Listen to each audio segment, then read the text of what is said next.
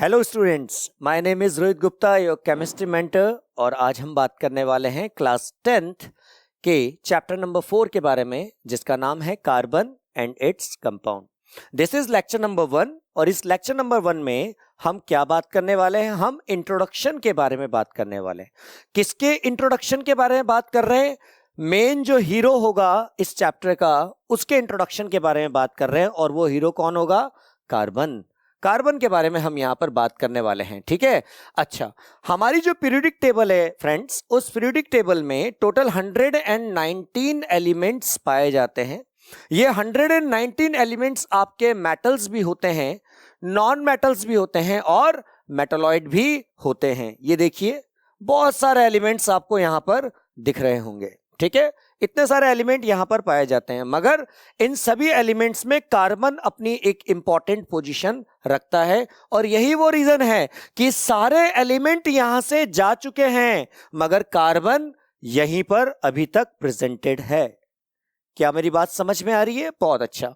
आइए थोड़ा सा और हम बात करते हैं कार्बन के बारे में, कि कार्बन की कुछ प्रॉपर्टीज के बारे में बात करेंगे, उसकी विशेषताओं के बारे में बात करेंगे। बहुत सारी चीजें हमें बात करनी है, मगर उससे पहले हम कुछ पॉइंट्स डिस्कस करते हैं। कार्बन की सर इंपॉर्टेंस तो पता चले ना। जिस चीज की इंपॉर्टेंस पता नहीं चलेगी उस चीज को हम पढ़ें कैसे सर? तो आइए बताता हूं आपको, ध्यान से देखिए। यहां पर कुछ चीजें हैं और वो चीजें देखिए जो मेटल से मिलके बनी हैं, ठीक है। यहां पर कुछ चीजें आएगी जो ग्लास और क्ले से मिलके बनी है, और यहां पर ऑप्शन आपका अदर का है। सर चीजें कहां हैं? चीजें हैं वो रही, ठीक है। अब आपको क्या करना है, इन सभी चीजों में से आपको मेटल से बनी हुई चीजों को अलग एक कॉलम में रखना है। जो चीजें आपकी ग्लास और क्ले से मिलके बनी हुई है उसको आपको एक पार्ट में रखना है और बाकी चीजों को अलग कर देना है। तो आप ध्यान से देखो यहां पर हुआ क्या। देखो फटाफट क्या हुआ, ये जो स्पून थी या नाइफ थी वो मेटल वाले पार्ट में चला गया। अच्छा सर, यानी कि ये मेटल से मिलके बना है। अच्छा, बहुत अच्छी बात है। ये देखिए, ये कप जो है वो कहां आ गया? ये ग्लास और क्ले से मिलके बना है, इसलिए ये इसके पास चला गया। जबकि चार चीजें थी, ये चार चीजें किनसे मिलके बनी थी? ये कुछ और चीजों से मिलके बनी थी, इसलिए वो वहीं रह गई। मगर सर आपने इन्हीं एग्जाम्पल्स को यहां पर क्यों रिप्रेजेंट किया? बड़ा इंटरेस्टिंग क्वेश्चन है, क्योंकि ये चारों चीजें एक कॉमन चीज से मिलके बनी है। और वो कॉमन चीज क्या है? वो कॉमन चीज है कार्बन। कौन सी चीज है वो? कार्बन, जिसके बारे में हम ये चैप्टर पढ़ रहे हैं। इन चीज से मिलके, ये सारी चीजें इस कार्बन से मिलके बनी हैं। क्या मेरी बात समझ में आ रही है? आओ थोड़ा सा और समझाते हैं। ये हमारी अर्थ है, राइट। अर्थ के ऊपर वाला पार्ट एटमॉस्फेयर कहलाता है, और जहां पर हम रहते हैं वो कौन सा कहलाता है? अर्थ क्रस्ट कहलाता है। तो अर्थ क्रस्ट में कार्बन किस फॉर्म में पाई जाती है बच्चों? अर्थ क्रस्ट में कार्बन सबसे पहली बात कार्बोनेट्स के फॉर्म में, हाइड्रोजन कार्बोनेट के फॉर्म में, कोल की फॉर्म में या पेट्रोल की फॉर्म में पाई जाती है। अच्छा सर, मगर कितने परसेंट पाई जाती है? 0.02% मात्र पाई जाती है। जबकि अगर मैं एटमॉस्फेयर की बात करूं तो एटमॉस्फेयर में कार्बन 0.03% में पाई जाती है। यस और नो? और किस फॉर्म में पाई जाती है? वो पाई जाती है कार्बन डाइऑक्साइड की फॉर्म में। क्या इतनी बात क्लियर है? चलिए, बहुत अच्छी बात है। अब आगे बढ़ते हैं हम, और आगे हम कुछ इंपॉर्टेंट चीजों के बारे में बात करेंगे कार्बन की। सबसे पहली बात बच्चों, कार्बन जो होता है एक क्या होता है? नॉन मेटल होता है। इसको कैसे रिप्रेजेंट करते हैं? इसको रिप्रेजेंट किया जाता है सी के थ्रू। जो मेन कांस्टेंट होता है किसका? जिसके अंदर कार्बन लार्ज अमाउंट में पाया जाता है, उसको हम वो कौन सा होता है? वो होता है कोल। वो कौन सा होता है? कोल। अच्छा, इसका इलेक्ट्रॉनिक कॉन्फ़िगरेशन क्या होता है सर? इसका इलेक्ट्रॉनिक कॉन्फ़िगरेशन होता है सर 2,4। ऐसा क्यों? क्योंकि इसका एटॉमिक नंबर कितना होता है बेटा? इसका एटॉमिक नंबर होता है 6। इसका क्या मतलब हुआ? इसका मतलब यह हुआ कि अगर हम बात करें इसकी डिटेल में समझने की, तो ध्यान से देखिए। यहां पर अगर हम बात करें तो ये हमारे पास क्या होता है बच्चों? ये हमारे पास न्यूक्लियस होता है, इसके पास ये शेल होती है और ये भी शेल होती है। ये के शेल होती है, ये एल शेल होती है। के शेल में मैक्सिमम कितने इलेक्ट्रॉन होते हैं? 2। ठीक है, और ये इसकी आउटर मोस्ट शेल होती है। अब देखो 2 इलेक्ट्रॉन्स तो यहां पर क्या हो चुके हैं, 2 इलेक्ट्रॉन्स यहां पर फुलफिल हो चुके हैं, बचे कितने 4 इलेक्ट्रॉन्स। तो 4 इलेक्ट्रॉन्स बच्चों कहां रहेंगे, इस जगह पे, जिसको हम क्या कहेंगे बेटा, जिसको हम कहेंगे वैलेंस शेल। क्या मेरी बात समझ में आ रही है, इसको क्या कहेंगे, valence shell. Outermost shell को हम वैलेंस शेल के नाम से जानते हैं, और यही वो रीजन है जिसकी वजह से कार्बन की वैलेंसी कितनी होती है, कार्बन की वैलेंसी होती है 4, क्योंकि उसके वैलेंस शेल में कितने इलेक्ट्रॉन होते हैं, 4 इलेक्ट्रॉन होते हैं। देखिए यहां पर दिखा भी रखा है कि यहां पर ये न्यूक्लियस है, ठीक है, इसकी ये पहली शेल है, यहां पर 2 इलेक्ट्रॉन्स प्रेजेंटेड है बच्चों, और इसकी जो सेकंड शेल है यहां पर कितने इलेक्ट्रॉन्स प्रेजेंटेड है, 4 इलेक्ट्रॉन्स प्रेजेंटेड है। मगर इस कार्बन की एक बहुत बड़ी प्रॉब्लम है, क्या, वैलेंस शेल में 4 इलेक्ट्रॉन का होना। ये यहां पर एक बहुत बड़ी प्रॉब्लम है कार्बन के लिए, क्योंकि वो एक स्टेबल इलेक्ट्रॉनिक कॉन्फ़िगरेशन में नहीं है। अब ये कार्बन क्या चाहेगा, कार्बन चाहेगा कि भाई उसका ऑक्टेट क्या हो जाए, पूरा हो जाए। सर ऑक्टेट क्या होता है, वैलेंस शेल में 8 इलेक्ट्रॉन का होना, उसे हम कहते हैं ऑक्टेट। जैसे फॉर एग्जांपल अगर हम बात करें यहां पर किसकी, नियॉन की अगर हम बात करें, तो नियॉन का एटॉमिक नंबर होता है 10। इसको हम कैसे लिखते हैं, 2,8। बोलो यस और नो, ठीक है। यहां पर ये आपकी वैलेंस शेल होती है। अब यहां पर कितने इलेक्ट्रॉन है, 8 इलेक्ट्रॉन है, इसीलिए हम कहते हैं कि नियॉन क्या है, स्टेबल है। ये क्या है, एक नोबल गैस है। क्या मेरी बात समझ में आ रही है। इसी तरीके से हर एक एलिमेंट ये चाहता है कि उसका जो ऑक्टेट है वो क्या रहे, पूरा रहे, ताकि वो क्या रहे बेटा, स्टेबल रहे, राइट। क्या मेरी बात समझ में आ रही है। इसके लिए क्या करेगा, इसके लिए कार्बन क्या करेगा, ध्यान से देखिए, ये आपका एक, आपको ये न्यूक्लियस है और इसके चारों तरफ इलेक्ट्रॉन क्या कर रहे हैं, चक्कर लगा रहे हैं। अब इस प्रॉब्लम को सॉर्ट आउट करने के लिए, इस प्रॉब्लम को सॉर्ट आउट की वैलेंस शेल में 4 इलेक्ट्रॉन है, अपने ऑक्टेट को पूरा करने के लिए वो क्या करेगा, वो 4 इलेक्ट्रॉन को क्या कर सकता है, गेन कर सकता है। क्या कर सकता है बेटा, 4 इलेक्ट्रॉन को वो गेन कर सकता है, क्योंकि अगर बाहर से 4 इलेक्ट्रॉन इसके पास आ जाते हैं तो क्या होगा, वैलेंस शेल में 8 इलेक्ट्रॉन हो जाएंगे। अगर वैलेंस शेल में 1 इलेक्ट्रॉन हो जाएंगे तो ये क्या हो जाएगा, स्टेबल हो जाएगा। मगर यहां पर एक प्रॉब्लम यह है कि यहां पर जो कार्बन का जो न्यूक्लियस है उसमें कितने प्रोटॉन प्रेजेंटेड है, उसमें 6 प्रोटॉन प्रेजेंटेड है।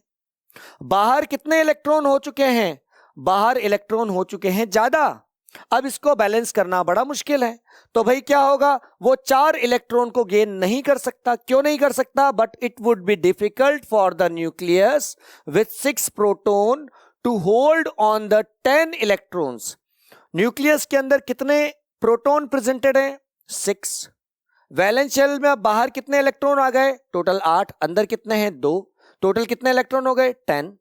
इन 6 प्रोटॉन 10 इलेक्ट्रॉन को कैसे मैनेज करेगा, तो ये चीज पॉसिबल नहीं है। तो अगर ये कार्बन की बात करें तो कार्बन अगर 4 इलेक्ट्रॉन गेन कर ले तो वो उसका ऑक्टेट पूरा हो जाएगा, मगर वो ऐसा नहीं कर पाएगा। क्यों, क्योंकि पहली बात तो उसका साइज छोटा है, और दूसरी बात कि अगर हम प्रोटॉन की बात करें तो कार्बन के नंबर ऑफ प्रोटॉन्स हैं बेटा कितने, 6। अब इलेक्ट्रॉन कितने हो गए, 10। तो मुझे एक बार बताओ कि एक प्रोटॉन 1 इलेक्ट्रॉन को मेंटेन कर सकता है भाई न्यूट्रलिटी के लिए, यस और नो। मगर 6 तो आपके प्रोटॉन है और 10 आपके कितने आ रहे हैं, इलेक्ट्रॉन आ रहे हैं, तो वो दोनों एक दूसरे को कैसे मेंटेन करेंगे, तो ये चीज पॉसिबल नहीं हो पाएगी। अच्छा, तो भाई कार्बन क्या करता है, दूसरा रास्ता ढूंढता है। दूसरा रास्ता क्या ढूंढता है कि ऐसा करता है, मैं अपने जो वैलेंस शेल के जो 4 इलेक्ट्रॉन है ना, इन 4 इलेक्ट्रॉन को मैं क्या कर दूं, लूज कर दूं। ठीक है, 4 इलेक्ट्रॉन को क्या कर दूं, लूज कर दूं। मगर यहां पर भी प्रॉब्लम है कि 4 इलेक्ट्रॉन को लूज करने के लिए लार्ज अमाउंट में एनर्जी की रिक्वायरमेंट होती है, मगर कार्बन के पास इतनी लार्ज अमाउंट में एनर्जी नहीं होती, इसलिए कार्बन 4 इलेक्ट्रॉन को लूज भी नहीं कर पाता। रीजन आपके सामने देखिए, but it would require a large amount of energy to remove 4 electrons, leaving behind a carbon cation with 6 proton in its nucleus holding on to just 2 electrons. 4 electron को बाहर निकालने के लिए लार्ज अमाउंट में energy की requirement होती है, जो कि कार्बन के पास नहीं होती है। इसलिए कार्बन न तो 4 इलेक्ट्रॉन को एक्सेप्ट कर सकता है और न ही 4 इलेक्ट्रॉन को वो लूज कर सकता है। अब भाई परेशानी हो गई है तो कि एलिमेंट यानी कि कार्बन न तो 4 इलेक्ट्रॉन को एक्सेप्ट कर पा रहा है, न ही 4 इलेक्ट्रॉन को वो लूज कर पा रहा है। अब प्रॉब्लम का सॉल्यूशन कैसे निकालें? तो उन्होंने एक प्रॉब्लम का सॉल्यूशन निकाला कि भाई मैं दे नहीं पा रहा हूं, मैं ले नहीं पा रहा हूं, तो क्या करूं? शेयरिंग कर लूं, मिल बांट के खाएं। तो देखिए क्या हुआ।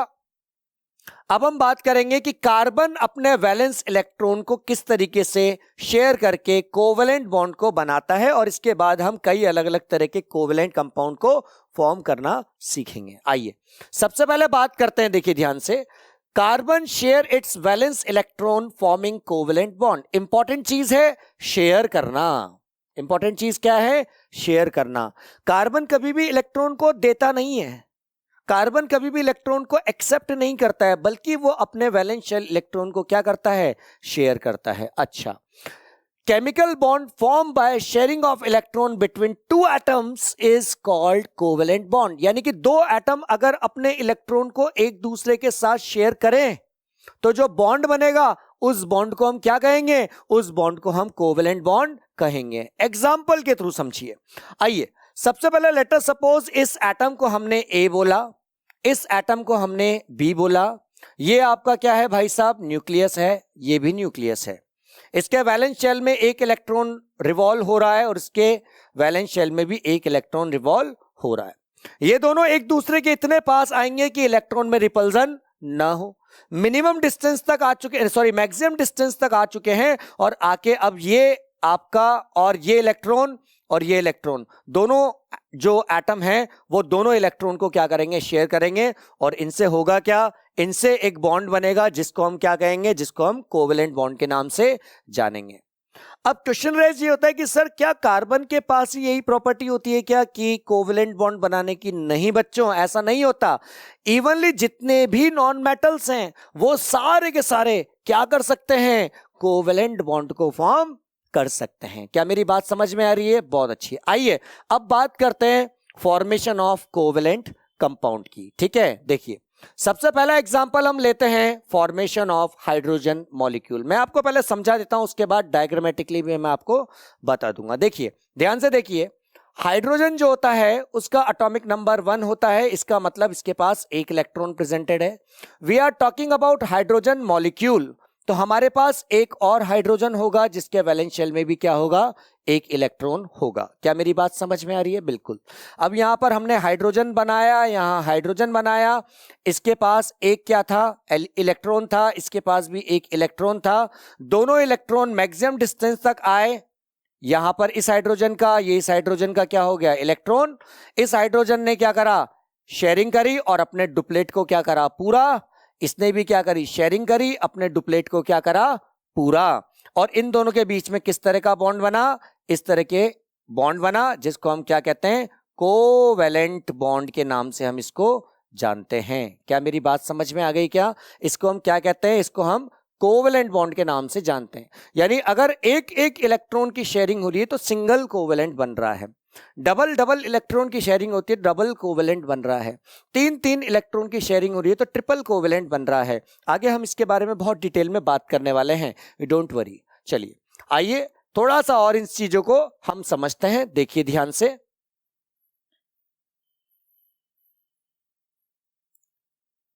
चलिए देखिए,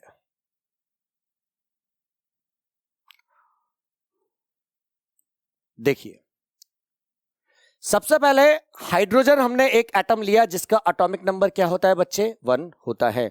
इसको हमने क्या करा? इस तरीके से हमने इसको रिप्रेजेंट भी कर दिया। अब हमने दूसरा हाइड्रोजन लिया और दूसरे हाइड्रोजन का एटॉमिक नंबर भी 1 ही है। इसको हमने इस तरीके से क्या कर दिया? रिप्रेजेंट कर दिया। ठीक है, ये वैलेंस शेल इलेक्ट्रॉन है जो आपको दिख रहा है। ये वाला इलेक्ट्रॉन हाइड्रोजन का है और ये वाला इलेक्ट्रॉन दूसरे वाले हाइड्रोजन एटम का है। अब क्या होगा? अब दोनों इलेक्ट्रॉन, देखो दोनों को क्या करना है? स्टेबल होना है। दोनों को क्या करना है बेटा, स्टेबल। वैलेंस शेल में अगर 2 इलेक्ट्रॉन प्रेजेंटेड हो जाएं तो मजा आ जाएगा। इसको हम कहते हैं डुप्लेट का पूरा होना। हाइड्रोजन ही सिर्फ डुप्लेट को फॉर्म करता है। तो to become stable 1 hydrogen atom share 1 electron with other hydrogen atom, यानी ये हाइड्रोजन इससे कहेगा कि मैं अपने इलेक्ट्रॉन को सामने रख रहा हूं, तो ये कहेगा मैं भी अपने इलेक्ट्रॉन को सामने रख रहा हूं, और दोनों एक दूसरे के इलेक्ट्रॉन को क्या करेंगे, शेयर करेंगे। ध्यान रखना बेटा, कोवेलेंट बॉन्ड में देना और लेना नहीं होता है, सिर्फ क्या होता है, शेयरिंग होती है। ठीक है, क्या हुआ भाई, शेयरिंग हुई, और शेयरिंग होने से देखिए इस तरह का एक स्ट्रक्चर बन के तैयार हो गया, जहां पर इस हाइड्रोजन एटम का इलेक्ट्रॉन ये रहा और इस हाइड्रोजन एटम का इलेक्ट्रॉन ये रहा। दोनों के इलेक्ट्रॉन आमने सामने आ गए।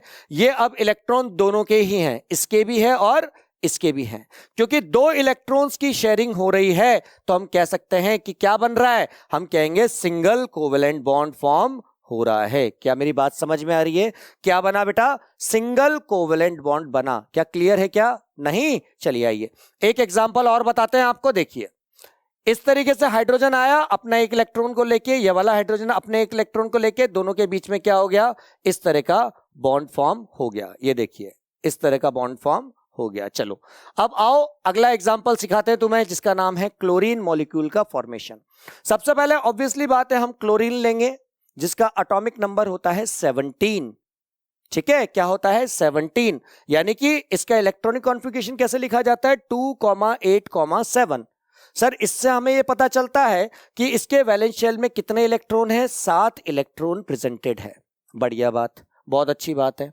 देखिए ये आपका क्लोरीन बना जिसके वैलेंस शेल में 7 इलेक्ट्रॉन प्रेजेंटेड है, बहुत अच्छी बात है। अब इसके बाद क्या हुआ, दूसरा क्लोरीन आया, इसके भी वैलेंस शेल में कितने इलेक्ट्रॉन प्रेजेंटेड है, 7 इलेक्ट्रॉन प्रेजेंटेड है। देखो 1 2 3 4 5 6 7।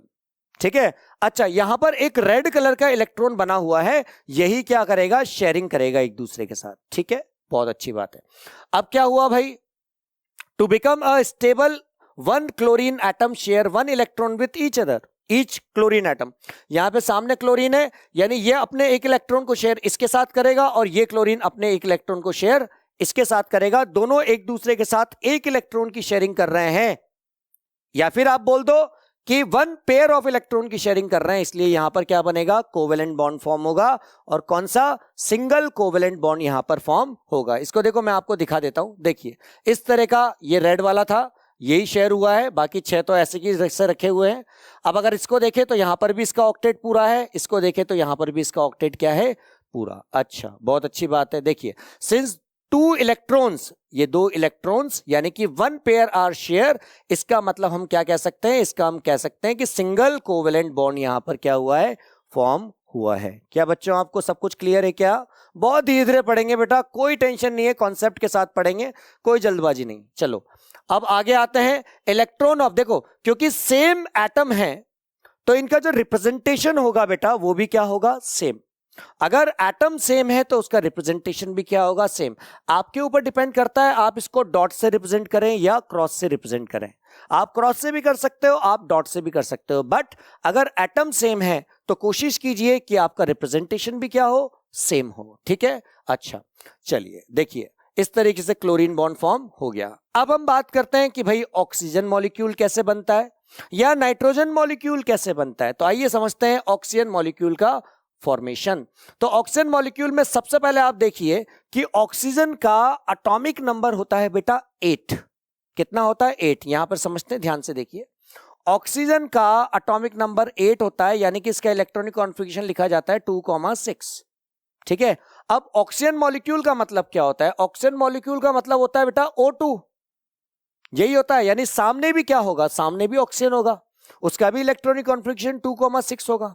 अब आपको यहां पर सीधा सीधा दिख रहा है कि यहां पर 2 इलेक्ट्रॉन की क्या है बेटा, शॉर्टेज है अपने ऑक्टेट को पूरा करने के लिए। इसीलिए दोनों ऑक्सीजन क्या करेंगे, दोनों ऑक्सीजन अपने इलेक्ट्रॉन की क्या करेंगे बेटा, शेयरिंग करेंगे। और क्योंकि वो 2 इलेक्ट्रॉन की शेयरिंग कर रहा है, एक ऑक्सीजन एटम 2 इलेक्ट्रॉन की शेयरिंग कर रहा है, इसलिए इनके बीच में कोवेलेंट बॉन्ड बनेगा।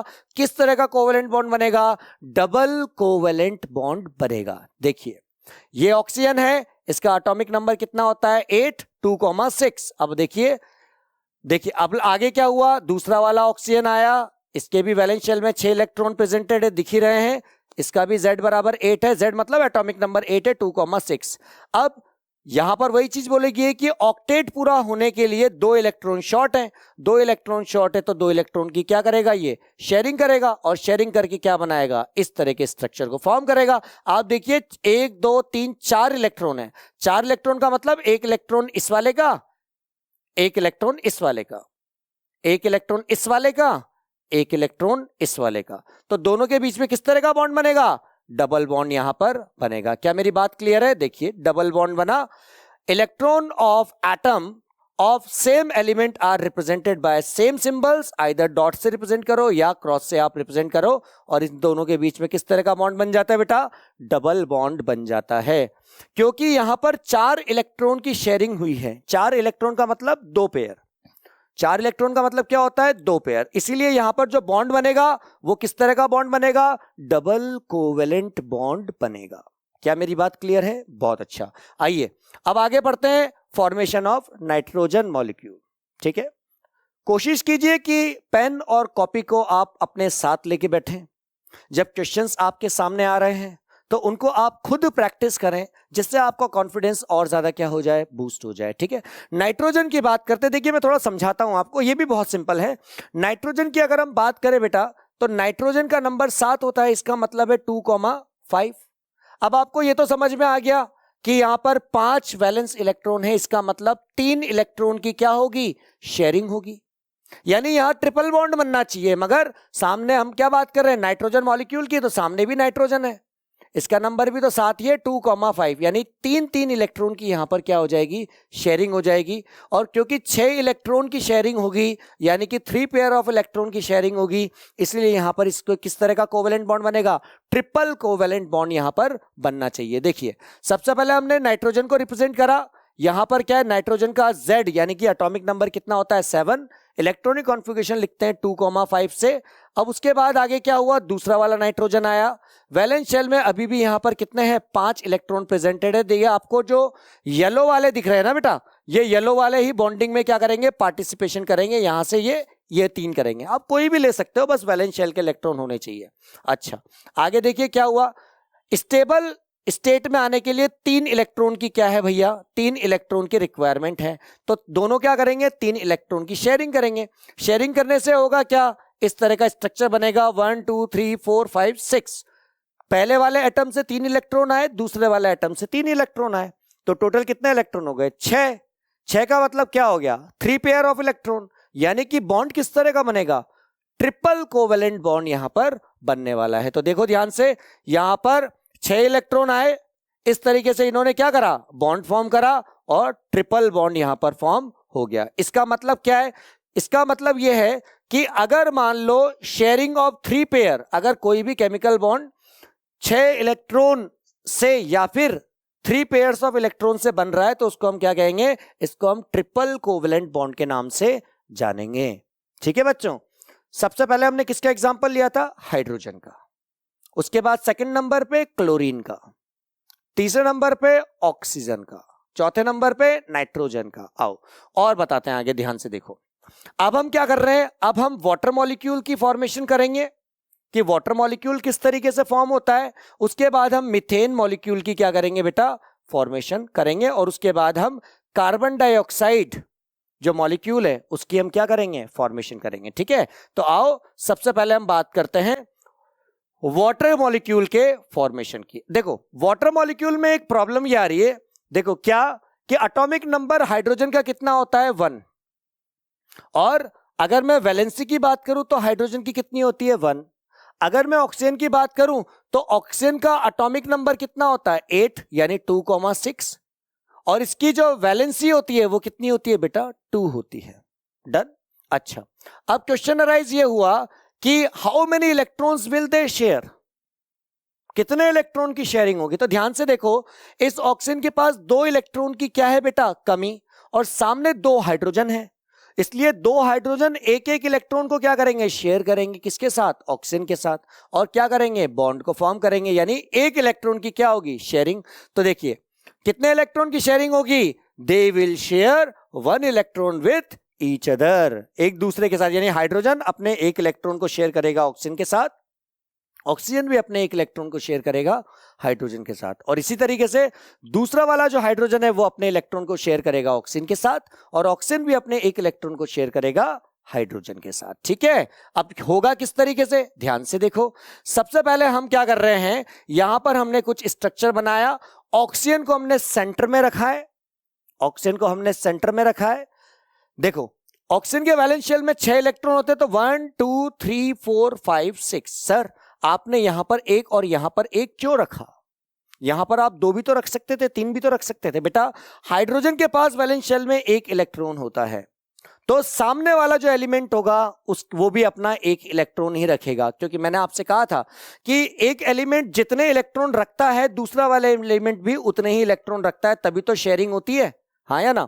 तो यहां पर क्या होगा, हाइड्रोजन अपने 1 इलेक्ट्रॉन को रखा, ऑक्सीजन ने भी अपने 1 इलेक्ट्रॉन को सामने रखा, इस हाइड्रोजन ने अपने 1 इलेक्ट्रॉन को सामने रखा, ऑक्सीजन ने भी 1 इलेक्ट्रॉन को क्या करा, यहां पर सामने रख दिया। क्या मेरी बात समझ में आ रही है? अच्छा, इसके बाद क्या हुआ सर, इसके बाद ध्यान से देखो क्या हो रहा है। इसके बाद आप ध्यान से देखेंगे यहां पर ये इलेक्ट्रॉन और ये इलेक्ट्रॉन एक दूसरे के क्या हो गए, पास आ गए, और इन्होंने अपने इलेक्ट्रॉन की क्या कर ली बेटा, शेयरिंग कर ली। दिख रहा है आपको, यहां पर ये दोनों की शेयरिंग हुई और यहां पर क्या हुई, इन दोनों की शेयरिंग हुई। अगर आप ध्यान से देखो तो हाइड्रोजन का डुप्लेट पूरा हो चुका है, इसका भी डुप्लेट पूरा हो चुका है, और सेंटर वाला जो ऑक्सीजन है बच्चों उसका ऑक्टेट क्या हो चुका है, पूरा हो चुका है। डन। अच्छा, बहुत अच्छी बात है। अब बात करते हैं मीथेन मॉलिक्यूल्स की। आप जानते हो कार्बन के वैलेंस शेल में कितने इलेक्ट्रॉन होते हैं, 4, और सामने हाइड्रोजन भी कितने हैं, 4। यानी कार्बन अपने 1 इलेक्ट्रॉन को दूसरे वाले हाइड्रोजन के साथ शेयर करेगा, ऐसा वो सबके साथ करेगा। बोलो यस और नो, कैसे? अरे देखो यहां पर क्या हो रहा है, कार्बन का एटॉमिक नंबर है 6, यस और नो, तो आप कैसे बोलते हो 2,4, यही बोलते हो ना आप 2,4। अच्छा, बहुत अच्छी बात है सर। हाइड्रोजन का कितना होता है, 1, यहां पर क्या होगा 1। अब हाइड्रोजन है कितने, हाइड्रोजन बेटा है 4, यानी कि उसके पास 4 वैलेंस इलेक्ट्रॉन है। कितने इलेक्ट्रॉन है उसके पास, 4 वैलेंस इलेक्ट्रॉन है। तो वो क्या करेगा, कार्बन के साथ अपने इलेक्ट्रॉन की शेयरिंग करेगा। हाइड्रोजन अपने 1 इलेक्ट्रॉन की शेयरिंग 1 कार्बन के साथ करेगा, तो टोटल 4 हाइड्रोजन है ना, तो 4 इलेक्ट्रॉन की क्या होगी, शेयरिंग होगी। कैसे होगी, देखो जरा। एटॉमिक नंबर हाइड्रोजन का 1, तो वैलेंसी उसकी कितनी हो गई, 1। अगर मैं कार्बन की बात करूं, एटॉमिक नंबर होता है 6, यानी कि वैलेंसी हो गई इसकी कितनी, 4। अच्छा, अब इसके बाद क्या हुआ, स्ट्रक्चर देखो जरा। स्ट्रक्चर में सेंटर में हमने रखा है किसको, कार्बन को। कार्बन के वैलेंस शेल में कितने इलेक्ट्रॉन है बेटा, कार्बन के वैलेंस शेल में 4 इलेक्ट्रॉन है, सामने है चारों तरफ हाइड्रोजन।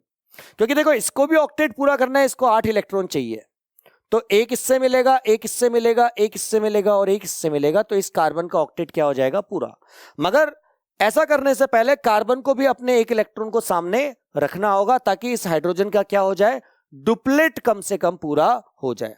तो भाई इसके बाद होगा क्या, इसके बाद आप देखेंगे कि ये सारे इलेक्ट्रॉन जो हैं वो एक दूसरे के पास आए और इन्होंने क्या करा, बॉन्डिंग को फॉर्म कर दिया। यहां पर ध्यान से देखो, 4 बॉन्ड यहां बने हैं कार्बन और हाइड्रोजन के बीच में। कैसे, इस तरीके से, इस तरीके से 4 बॉन्ड का फॉर्मेशन हुआ है। क्या मेरी बात क्लियर है क्या सबको? चलिए, बहुत अच्छी बात है, धीरे धीरे समझते जाओ चीजों को। इसके बाद हम क्या करते हैं, CO2 मॉलिक्यूल का फॉर्मेशन करते हैं। किसका, CO2 मॉलिक्यूल्स का। अब जानते हैं हम कि कार्बन का एटॉमिक नंबर कितना होता है, 6 होता है, यानी वैलेंस शेल में कितने इलेक्ट्रॉन होंगे, कितने इलेक्ट्रॉन होंगे वैलेंस शेल में, 4 बताया था आपको। ऑक्सीजन का एटॉमिक नंबर कितना होता है, एटॉमिक नंबर 8 होता है, यानी वैलेंस शेल में कितने इलेक्ट्रॉन हुए, 6, यानी कि 2 इलेक्ट्रॉन की रिक्वायरमेंट हो रही है इस ऑक्सीजन को, और कार्बन के पास 4 वैलेंस इलेक्ट्रॉन है। अच्छा, 2 एक ऑक्सीजन को देगा, 2 दूसरे ऑक्सीजन को देगा, और क्या करेंगे, दोनों के बीच में डबल बॉन्ड फॉर्म होगा। ध्यान से देखिए क्या हो रहा है। एटॉमिक नंबर ऑक्सीजन का कितना होता है बेटा, 8, तो वैलेंसी उसकी कितनी हो गई, 2। इसके बाद बात करते हैं कार्बन का एटॉमिक नंबर कितना होता है, 6, यानी उसकी वैलेंसी कितनी हो गई, 4। अच्छा, अब इसके बाद समझते हैं। देखिए अब हुआ क्या, यहां पर हमने कार्बन एटम बनाया, ध्यान से देखना, यहां पर कार्बन के वैलेंस शेल में 4 इलेक्ट्रॉन होते हैं, 1 2 3 4। अच्छा, बहुत अच्छी बात है। ऑक्सीजन के वैलेंस शेल में कितने इलेक्ट्रॉन होते हैं, ऑक्सीजन के वैलेंस शेल में 6 इलेक्ट्रॉन होते हैं, इसलिए 2 की शॉर्टेज है। ठीक है, 1 2 3 4 5 6। सिमिलर केस यहां पर भी है। अब होगा क्या, अब होगा ये कि अपने कार्बन जो होगा 2 इलेक्ट्रॉन को बीच में लाएगा यहां पर, और ऑक्सीजन 2 इलेक्ट्रॉन की शेयरिंग करेगा ऐसे। ये ऑक्सीजन भी 2 इलेक्ट्रॉन की शेयरिंग करेगा, कार्बन 2 इलेक्ट्रॉन को सामने लाएगा। अब ध्यान से देखोगे ऑक्सीजन के पास कितने इलेक्ट्रॉन हो गए, देखो ध्यान से, 1 2 3 4 5 6 7 8। वैलेंस शेल की बात कर रहे हैं, वैलेंस शेल में 8 इलेक्ट्रॉन हो गए, ठीक है। ऐसा ही इधर भी वैलेंस शेल में कितने इलेक्ट्रॉन हो गए, 8 इलेक्ट्रॉन हो गए। और कार्बन का ऑक्टेट भी क्या हो चुका है बेटा, पूरा 4 ये वाले इलेक्ट्रॉन 4, यानी कि इनके बीच में किस तरह का बॉन्ड बना, देखिए इस तरह में कार्बन जो है इन्होंने 2 इलेक्ट्रॉन की शेयरिंग करी ऑक्सीजन के साथ, और इस कार्बन ने अपने 2 इलेक्ट्रॉन की शेयरिंग करी किसके साथ, एक ऑक्सीजन के साथ। यानी यहां पर इस तरह का स्ट्रक्चर बनके क्या हुआ बेटा, इस तरह का स्ट्रक्चर बनके तैयार हुआ है। क्या मेरी बात क्लियर है, ये देखिए यहां पर आपको इस तरह का स्ट्रक्चर आपको दिख भी रहा होगा। क्या आपको आज का लेक्चर क्लियर है? If you have any doubt तो आप मैसेज कर सकते हैं, ठीक है, राइट। और हमेशा कॉन्सेप्ट के साथ पढ़ो, जल्दबाजी बिल्कुल भी ना करें, चीजों को समझने की कोशिश करो। Okay, thank you so much, और मिलते हैं बहुत जल्दी नेक्स्ट वीडियो में। Have a nice day.